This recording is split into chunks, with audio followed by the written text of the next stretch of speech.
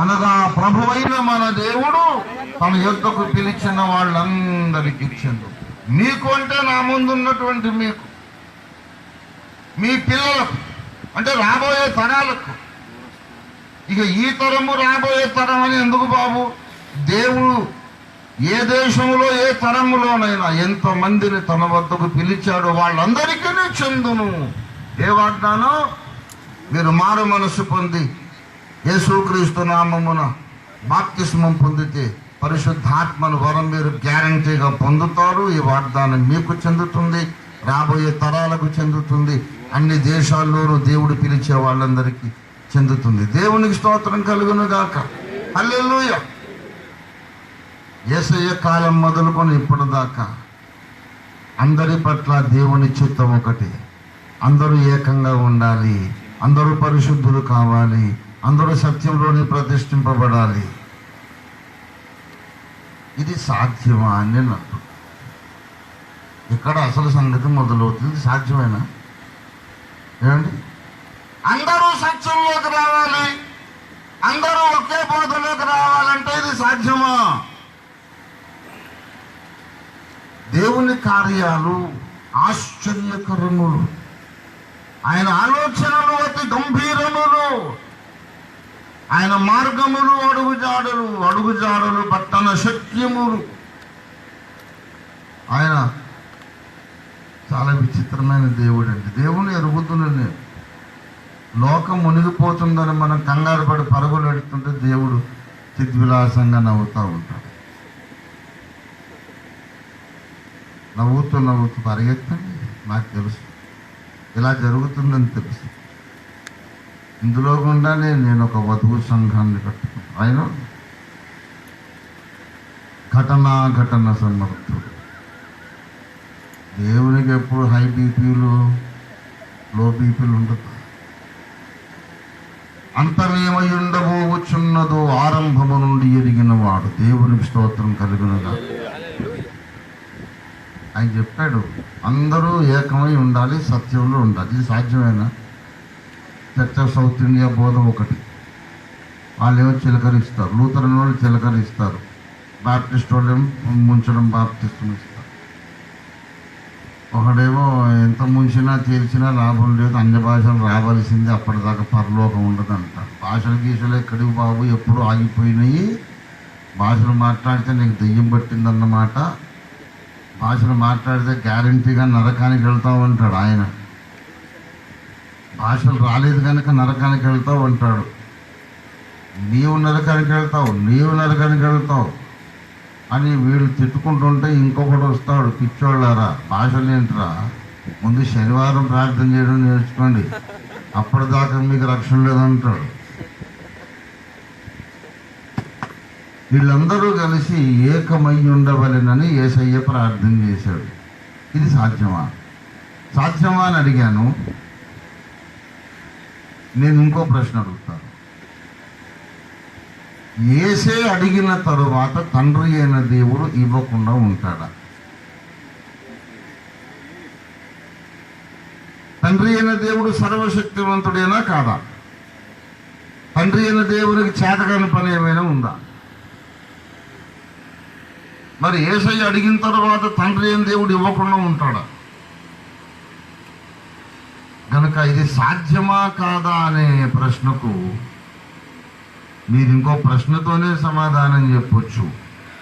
యేసు అడిగిన తర్వాత తండ్రి అయిన దేవుడు చేద్దామనుకున్న తర్వాత సాధ్యంగా అనేది ఏదైనా ఉంటుందా? శారమ్మకు గర్భఫలం ఇస్తానంటే ఆమె నవ్వింది. నేను యెహోవాను. సారా నవ్వనేనా? నాకు అసాధ్యమైనది కలదా అన్నాడు. ఇవాళ అన్ని డినామినేషన్లు కలిసి ఉండాలని నేను చెబుతుంటే అలాగే నవ్వుతున్నారు. ఏమండి? అబ్బే అందరూ ఏకం కావడం ఎలాగ సాధ్యమండి? పైనుండి దేవుడు అంటున్నాడు, ఏం బాబు నాకు సాధ్యం కదా, నేను యెహోవాను సర్వ శరీరులకు దేవుడను, నాకు అసాధ్యమైనది కలదా? సకల డినామినేషన్లు ఏకం చేసి తీరుతాను. ఎలా చేస్తాడు? చాలా సింపుల్గా చేస్తాడు. ఆ విషయం ఒక 5 నిమిషాల్లో ముగించేస్తాడు. 5 పరలోక నిమిషాలు, ఇంకెంతకంటే మించను. వీళ్ళారా అన్నిటికీ సర్వరోగ నివారిణి మహాశ్రమల కాలం. ఈ స్కెచ్ అంతా నాకు దేవుడు అప్పుడే 82లో చూపించాడు. అప్పటి నుండి నాకు ఇప్పటిదాకా అదే చిరునవ్వు, అదే స్థిత ప్రజ్ఞత, అదే ప్రశాంతత, చెక్కు చెదరని ఆత్మవిశ్వాసం, కాన్ఫిడెన్స్. 82 నుండి నా ఇల్లు కూలిపోయింది, కుటుంబం చెల్లాచెదురైపోయింది, అప్పుల పాలైపోయాను, నన్ను మంత్రప్రయోగాలు చేశారు, నా తలపగలు కొట్టారు, చావు దెబ్బలు కొట్టి చచ్చిపోయాడని పడేసి వెళ్ళిపోయారు,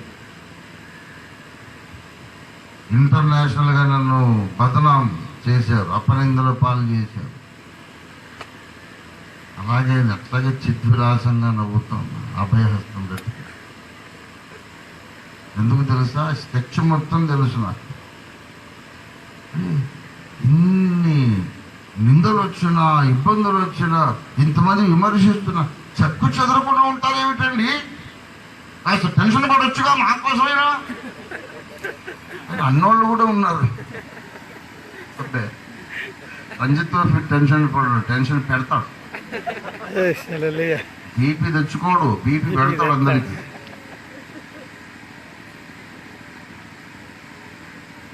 అప్పటి నుంచి చెప్తున్నాను నేను, ఒక సత్య సిద్ధాంతం ఒకటి ఉన్నది. సత్యంలోకి రండి. సత్యం అనేది 3 విధాలు. రక్షణను గూర్చిన సత్యము, పరిశుద్ధాత్మను గూర్చి ఆయన కార్యములు గూర్చిన సత్యము, రెండవ రాకడను గూర్చిన సత్యం. ఈ 3 విషయాలు మనం సత్యం నమ్మాలి. రక్షణ ఎలా పొందాలి అనే విషయంలో అబద్ధ బోధలు వ్యాప్తిలో ఉన్నాయి. పరిశుద్ధాత్మను గూర్చి అబద్ధ బోధలు వ్యాప్తిలో ఉన్నాయి, వాటిని పెకలించేసారు. రెండవ రాకడ విషయంలో కూడా అబద్ధ బోధలు ఉన్నాయి, మనం దాన్ని పెకలించి వేసి సత్యంలోకి రావాలి. ఏంటి ఏంటి నీకు తెలిసిన సత్యం ఏంటి అంటే, మహాశ్రమల కాలము వచ్చినప్పుడు 7 ఏళ్ల కాలము, ప్రత్యేకమైనటువంటి దానియేలు ప్రవచించిన 70వ వారపు కాలం ఆరంభమైనప్పుడు లక్షణంగా క్రైస్తవ సమాజం మొత్తం అంతా భూమి మీదే ఉంటుంది. మొదటి 42 నెలలు సంఘము ఈ భూమి మీద శ్రమపడిన తరువాతనే కడబోరం రేగుతుంది. వారం మధ్యలో 7 ఏళ్ల ఆ కాలంలో 3.5 సంవత్సరాలు గడిచాక కడబురం రోగినప్పుడు సంఘం ఎత్తబడుతుంది. ఇది నేను చెప్పిన సిద్ధాంతం. అంటే mid week rapture, mid tribulation rapture. 7 ఏళ్ల కాలం ప్రారంభం కాక ముందు సంఘం ఎత్తబడుతుంది అనేది తప్పు. 42 నెలల కాలం, 3.5 ఏళ్ల కాలం శ్రమపడిన తర్వాతనే యేసు వస్తాడు, సంఘం ఎత్తబడుతుందని నేను చెప్పాను. ఇది వాళ్ళకి పచ్చి బూతులు మాట్లాడినట్టే వినబడింది. ఏమిటేమిటేమిటేమిటంటే సంఘం శ్రమల కాలంలో ఉంటున్న ఎంత దౌర్భాగ్యమైన బోధ, ఎంత దుర్మార్గమైన బోధ, ఎంత నికృష్టమైన బోధ. ఇది సైతాను బోధ, ఓఫీర్ గారి బోధ వినకండి, వింటే నరకానికి వెళ్తారు. ఏమిటంటే ఈ కుర్రోడికి తెలిసింది ఏమండి, అప్పుడు కుర్రోడినే ముసలోళ్ళలాగా ఉన్న కుర్రోడిని, ఇప్పుడే కుర్రోళ్ళలాగా ఉన్న ముసలోడిని. అప్పుడు ఆ బాధ, ఇప్పుడు ఈ బాధ. ఆఫ్టర్ ఆల్ ఈ కుర్రోడు ఏంటంటే వీడికి తెలిసింది శ్రమల కాలంలో ఇక్కడ ఉంటుందా? ఎంత దుర్మార్గం బోధ ఇది. బక్సినయ్య గారు ఏం చెప్పారు, పిఎం సామిల్ గారు ఏం చెప్పారు, బిల్లిగ్రహం గారు ఏం చెప్పారు, ఆర్ఆర్కే మూర్తి గారు ఏం చెప్పారు, బైబిల్ మిషన్ అయ్యగారు దేవదాసయ్య గారు ఏం చెప్పారు, ఎంతమంది మహానుభావులు కలిసి శ్రమల కాలంలో సంఘం ఉండదు, ముందెత్తబడుద్దని చెబితే ఈ కుర్రోడు ఒక్కడు వచ్చాడు, బచ్చా. ఈడొక్కడొచ్చి ఏమంటున్నాడు, ఇంతమంది బోధకులు చెప్పింది ఈ విషయంలో తప్పు. భక్సింగ్ గారు నాకు గురువే మహాభక్తుడు, దేవదాసయ్య గారు నాకు గురువే మహాభక్తుడు, వాళ్ళ కాళ్ళు బిస్కటానికి నాకు యోగ్యత లేదు, ఒప్పుకుంటున్నా. కానీ ఈ ఒక్క విషయంలో మాత్రం రాదు. రెండవ రాకడ విషయం వాళ్ళకి దేవుడు మరుగు చేశాడు, నాకు బయలుపరిచాడు. రెండవ రాకడ శ్రమలకు ముందు కాదు కాదు కాదు కాదు కాదు శ్రమల కాలం ప్రారంభం కాకముందు సంఘం ఎత్తబడుతుందని చెప్పటానికి బైబిల్లో ఒక్క ఆధారం కూడా లేదు. శ్రమలకు ముందే ఎత్తబడుతుంది అనడానికి ఒక్క ఆధారం కూడా లేదు. శ్రమల తర్వాతనే ఎత్తబడుతుంది అనడానికి 100% ఆధారాలు ఉన్నాయి. దానికి ఆధారంగా మీరు చెప్పుకున్న వ్యాఖ్యానాలన్నీ తప్పే. ఎవరైనా రండి, పెద్దలు వస్తే నాతో మాట్లాడండి. సంఘాన్ని మభ్య పెట్టకండి, భ్రమలో పెంచకండి. ఏం పర్లేదు, దేశం వస్తాడు వెళ్ళిపోతామని భ్రమలో పలాయనవాదం నేర్పి పెంచకండి. అవసరమైతే అగ్నిగుండానికి ఆహుతైపోతాం అని చెప్పిన శద్రాకు, మేషాకు, అబేద్నెగోల వలె సంఘాన్ని పెంచండి. అవసరమైతే సింహాల గుహలో పడద్రోయబడి సింహాలకు ఆహారం అయిపోవడానికి సిద్ధపడిన దానియేలుల వలె సంఘాలను పెంచండి. శ్రమ రాదనుకున్నప్పుడు దానియేలు కథ ఎందుకు చెబుతున్నావు? శ్రమ రాకముందు వెళ్ళిపోతాం అనుకున్నప్పుడు శద్రకు, మేషాకు, అబేద్నెగో కథ ఎందుకు చెబుతున్నావు? వాళ్ళ శ్రమలు వచ్చినాయి, తట్టుకున్నారని ప్రసంగం చేస్తావు, నీకు మాత్రం రాదని చెప్తావు. ఇదే ఆత్మవంచన, దిద్దుకోండి అని చెప్పారు. అబ్బే, ఇంతమంది రాంగెలాగవుతారు, ఒకటిగా రైట్ అవుతారు. అది నా మీద ద్వేషం. ఆయన బోధ సరిగా ఉండదు. ఎవడ ఏదో ఆ మాట అన్నది ఓఫీర్ గారి పోతే కరెక్ట్ లేదు. నా ముందుకు వచ్చి మాట్లాడాడు మనిషి. అయితే నువ్వు నమ్మిందే కరెక్ట్ కాదు, నేను చెప్పిందే కరెక్ట్. సరే, ఈ పోరాటం 38 సంవత్సరాలు అయిపోయింది. ఇవాళ శ్రమలు వస్తాయని చెప్పినందుకు నేను ద్వేషించారు కదా. బుద్ధి జ్ఞానం ఉంటే ఇంటర్నెట్ ఓపెన్ చేసి కొట్టండి. క్రిస్టియన్స్ పర్సిక్యూటెడ్ ఇన్ సిరియా కొట్టండి. ఇంటర్నెట్ ఓపెన్ చేసి వందల మంది క్రైస్తవులను ISIS ఉగ్రవాద సంస్థ చికెన్ సెంటర్లో కోళ్ళను కోసినట్టు కోస్తున్నారు. ఏ శ్రమలు రాకముందు వెళ్ళిపోతే సంఘం అన్నా ఇప్పుడు చెప్పు సమాధానం.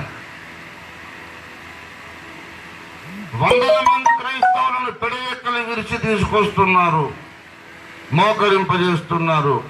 వాళ్ళ మెడకాయ మీద ఖడ్గం తలవారు పెట్టి ఒక్క రేటు నరుకుతున్నారు. తలకాయ మెడకాయ నుంచి విడిపడి కొబ్బరి బొండంలా దొరికిపోతుంది. చూసారా?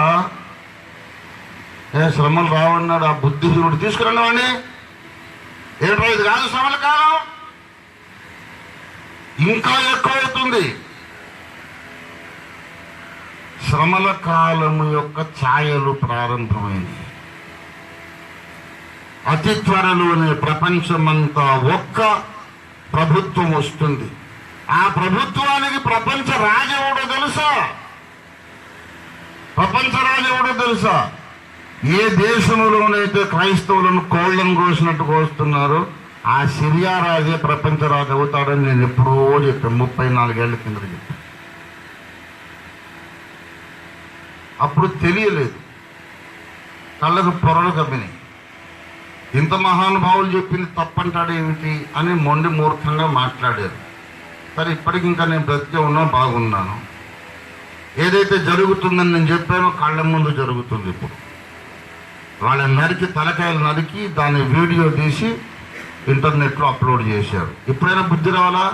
ఓఫీర్ గారు, ఇంత ఘోరమైన శ్రమలు మేము చూస్తాం అనుకోలేదు, పెద్దలు చెప్పింది విన్నాం, నిష్కారణంగా మీ వయసు తక్కువ కనుక అంత పెద్దవాడు చెప్పిన దానికి వ్యతిరేకంగా అంటున్నాడు కోపంతో మేమేదో మాట్లాడాము. కానీ మీరే సత్యం అని తేలింది. 38 ఏళ్ళు అయిపోయాక ఇప్పుడు చూస్తున్నాం. ఇదిగో మరి ఇప్పుడు ఏం చేద్దాం? ఎలాగ సంఘాన్ని సిద్ధపరుద్దాం? అదే శ్రమలు భారతదేశానికి వస్తే ఎలా ఎదుర్కొందాం, ప్రపంచమంతటా వస్తే ఎలా ఎదుర్కొందాం, సంఘాలను సిద్ధపరుద్దాం అని రాయే నాయకులు 34 ఏళ్ల కింద నేను చెప్పినప్పుడేమో అబద్ధం ఉన్నారు. అది నెరవేరుతున్న కాలంలో కళ్ళారా చూస్తూ కూడా ఇంకా అది అబద్ధం అంటున్నారు. వీడు మనిషి అండి, అసలు మనిషి జంతువు వాడు. ఏదైతే నీవు చెప్పినప్పుడు మేము నమ్మలేదో ఏ మాట చెప్పినందుకు నేను ద్వేషించామో అది ఇప్పుడు కళ్ళ ముందు కనపడుతూ ఉంది. 100 మందిని నరుకుతున్నారు అంటే వీడు కూడా నరికేదాకా ఎలాగ మాట్లాడతాడు బుద్ధిహీనుడు. వీడు సంఘ కాపరి, సంఘ నాయకుడు, మళ్ళీ పెద్ద పాస్టర్, బోధకుడు. నరుకుతాడు అని చెప్తున్నా. ఇండియా కూడా వస్తే శ్రమలు. గ్రాహం స్టెన్స్ గారిని చంపేశారు. మనకు తెలిసిన పాస్టర్లు బోల్డ్ మంది చంపేశారు. తెలియని వాళ్ళు ఇంకా చాలా మంది ఉన్నారు. వస్తుంది మేఘం, కారు మేఘం లాగా శ్రమల కాలం కమ్ముకొస్తుంది. భారతదేశాన్ని కూడా నరికే రోజు వస్తుంది. అప్పుడైనా తెలుసుకోండి. ఓఫీర్ గారు చెప్పింది రైట్ రా, మన ఎదలో ఇంతకాలం ఆయన వ్యతిరేకించామని అప్పుడైనా మారు మనసు పొందండి.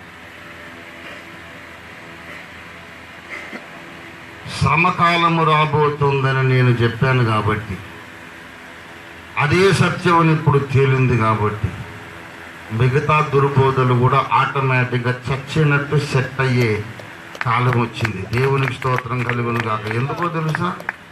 శ్రమల కాలం రాక తప్పదు, మనం శ్రమల పరీక్ష ఎదుర్కోక తప్పదని నిక్కు తేలింది కాబట్టి పరిశుద్ధాత్మ మనకు అక్కర్లేదని ఇప్పుడు ఎవడు బోధ చేయడు. ఇంకా చేయడు.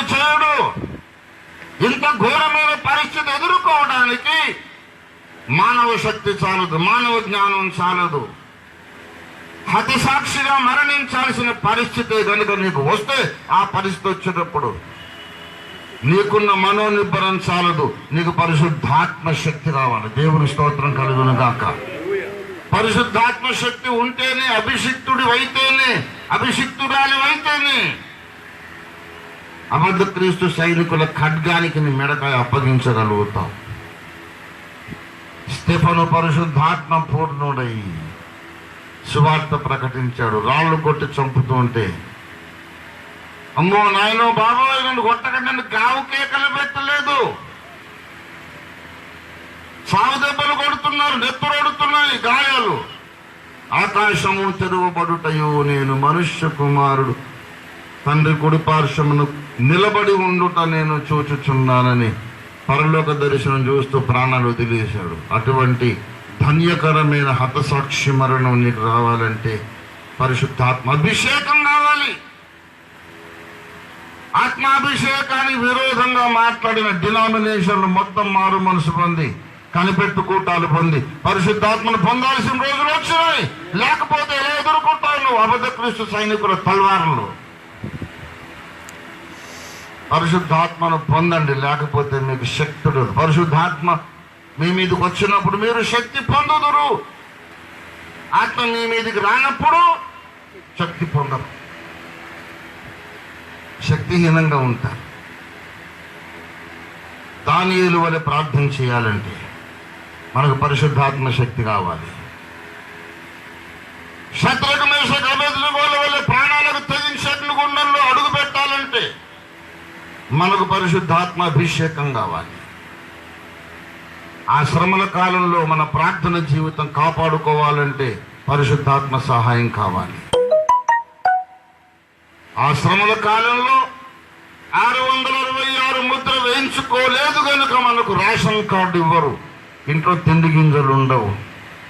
తిండి లేకపోయినా మనం దేవుడిచ్చే బలంతో ముందుకు సాగడానికి పరిశుద్ధాత్మ శక్తి కావాలి. దేవుని స్తోత్రం కలుగును గాక. హల్లెలూయా.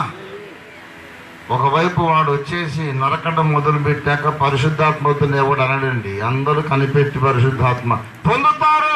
ఎప్పుడైతే పరిశుద్ధాత్మ కుంభరింపు జరుగుతుందో, చిలకరింపారైతే ఎవడు అనడండి.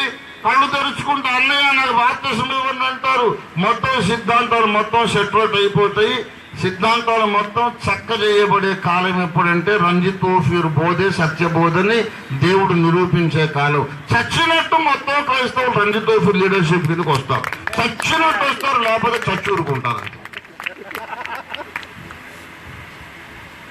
ఇంతకాలం నన్ను వ్యతిరేకించి బదనామం చేస్తుంటే నేను చిరునవ్వు నవ్వుకుంటూ కూర్చున్నా అంటే దానికి అర్థం నేను చేతగానే ఉన్నాను. కోటి అగ్నిపర్వతాల పెట్టు రంజిత్ ఓఫీర్ ఎందుకు ఎదురు రాలేదంటే వీడు నాకు సరిపోలేమని చెప్పి రాలేదు, వీడు నాకు ఉజ్జి కాదని చెప్పి రాలేదు. నేనే కనుక టేకప్ చేస్తే నెక్స్ట్ మూమెంట్ ఆడ అడ్రస్ వెతుకోవాలి ఎక్కడున్నారు, అందుకని రాలేదు. ఇప్పుడు చెప్తున్నా రంజిత్ ఓఫీర్ చెప్పింది, ఇంతకాలం పెద్ద పెద్ద బడా నాయకులు వ్యతిరేకించింది అసలైన సత్యబోధ, యేసుబోధ, పౌలు బోధని దేవుడు నిరూపించడానికి రోషం కలిగి దిగి వచ్చాడు. యుగాంతంలో నేను చెప్పిన సంగతులు జరుగుతున్నాయి. నువ్వు హ్యాండిల్ చేయలేని మనీ వస్తుందని యుగాంతంలో చెప్పాను నేను. కంప్యూటరైజ్డ్ మనీ వస్తుంది. డబ్బులు నీకు ఉంటాయి కానీ చేత్తో ముట్టుకోలేవు. Only computer to computer payment. 34 ఏళ్ల కింద చెప్పాను. కళ్ళ ముందు జరుగుతుందా లేదా? శ్రమలు వస్తాయని చెప్పాను.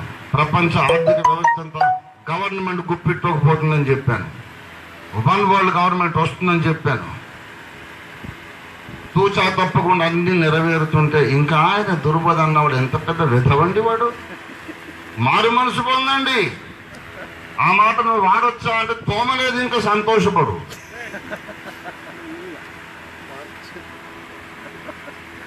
నేను చెప్తున్నా ఎందుకు ఇలా మాట్లాడుతున్నాను, ఇది ఎందుకు వాక్య ప్రకారం కూడా చెప్తాను. ఎహెచ్కేల్ గ్రంథంలోకి రండి. ఇలా మాట్లాడమని చెప్పాను నాకు దేవుడు, లేకపోతే నేను మాట్లాడను. ఇలా తిట్టిన వాళ్ళని చెప్పాడు దేవుడు. ఎహెచ్కేలు ప్రవచన గ్రంథం 3వ అధ్యాయము 7వ వచనం. అయితే ఇశ్రాయేలీయులందరూ సిగ్గుమాలిన వారును కఠిన హృదయులై ఉన్నారు. నేను చెప్పిన మాటలను ఆలకింపనొల్లక ఉన్నారు గనుక నీ మాటలు విననొల్లరు. ఇదిగో వారి ముఖము వలనే నీ ముఖమును కఠినమైనదిగా నేను చేసేదను.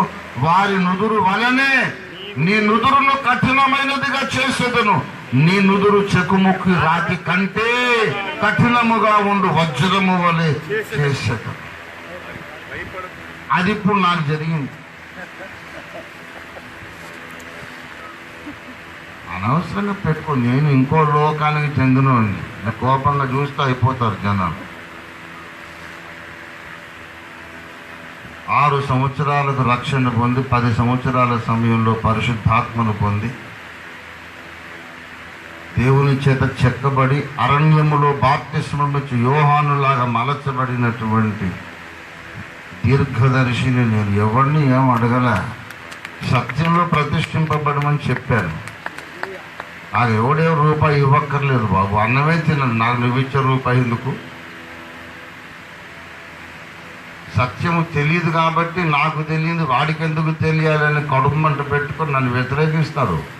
ఈ లెక్క ఊరికేనే పోదు. న్యాయపీఠం ముందు లెక్కకు వస్తున్నారా, నేను నా దాసుని పంపించాను, వాడు స్వచ్ఛమైన సత్యం చెప్పాడు, మీరు అందరూ ఎందుకు వ్యతిరేకించారు, ఎందుకు విమర్శించారని దేవుడు అడుగుతాడు.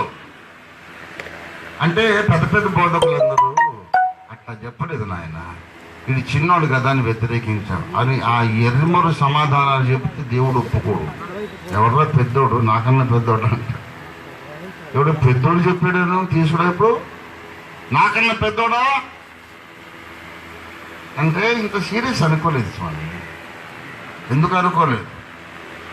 బోధకులమైన మనము మరి కఠినమైన తీర్పు పొందుదమని చదవలేదా యాకోబు పత్రికలో? ఎందుకు సీరియస్ అనుకోలేదు? అంటే ఇది ప్రసంగాలు చేయడానికి అనుకున్నాం కానీ మా కోసం అనుకోలేదు. తోళ్ళు ఊడిపోతాయి. బోధకులందరూ మారు మనసు పొందాలి, మారు మనసు పొందాలి, క్షమాపణ చెప్పుకొని సత్యంలోకి రావాలి. లేకపోతే తోళ్ళు ఊడగొట్టించుకోవడానికి సిద్ధం కావాలి. This is the time all the preachers have to repent and come to the real Pauline teaching. మనం అనేక శ్రమలు అనుభవించి దేవుని రాజ్యంలోకి వెళ్ళాలి. శ్రమలు అనుభవిస్తేనే తప్ప, సిలువను మోస్తే తప్ప సింహాసనం ఎక్కలేదు. శ్రమ సంభవించాలి, అది దేవుని ప్రణాళిక. శ్రమల కొలిమిలో బంగారము శుద్ధి చేయబడినట్లుగా, బంగారంలో మస్టు తొలగించబడినట్లుగా సంఘ కన్యకను కూడా దేవుడు శుద్ధి చేయబోతున్నాడు శ్రమల కొలిమిలో. ఈ శ్రమల కొలిమి తట్టుకోవాలంటే పరిశుద్ధాత్మ శక్తి కావాలి. పరిశుద్ధాత్మ అభిషేకం ఎప్పుడు కావాలనుకుంటామో అప్పుడు బైబిల్ చదువుతాము. బైబిల్లో ఉన్న నూతన జన్మ సిద్ధాంతం మన దృష్టికి వస్తుంది. ఒకడు కొత్తగా తిరిగి జన్మించకపోతే దేవుని రాజ్యాన్ని చూడదు. అప్పుడు భక్సింగయ్య గారి బోధ, దేవదాసయ్య గారి బోధ, దానియేలయ్య గారి బోధ, లేమన్స్ దానియేలయ్య గారి బోధ, అందరి బోధలు కలిసి బాబు ఈ అన్ని బోధలు కలిసిందే రంజిత్ తోఫీర్ గారు బోధలు అప్పుడు అర్థమవుతుంది. ఒక్కొక్క పాయింట్ ఒక్కొక్క డినామినేషన్ వ్యతిరేకించారు. నేను మాత్రం ఏదో ఒక సమయంలో అన్ని డినామినేషన్లు ఎత్తి చూపించాను. లీమన్స్ హెచ్చించి మాట్లాడాను, ఫిబ్రవరి ప్రజలను హెచ్చించి మాట్లాడాను, బైబిల్ విషయాలు హెచ్చించి మాట్లాడాను. అన్ని డినామినేషన్లు ఏదో టైంలో నన్ను వ్యతిరేకించారు. నేను మాత్రం ఏదో టైంలో ప్రతి డినామినేషన్ ఘనపరిచి మాట్లాడాను. This is Ranjith తోఫీర్.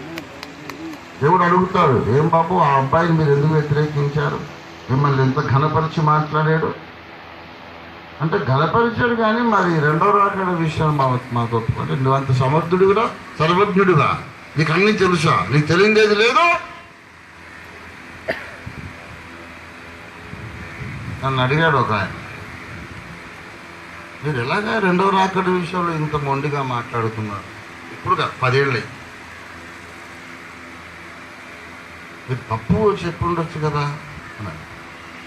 చెప్పుండొచ్చు కదా అనే కంటే పలానా లేఖనం అని నువ్వు చూపిండొచ్చు కదా.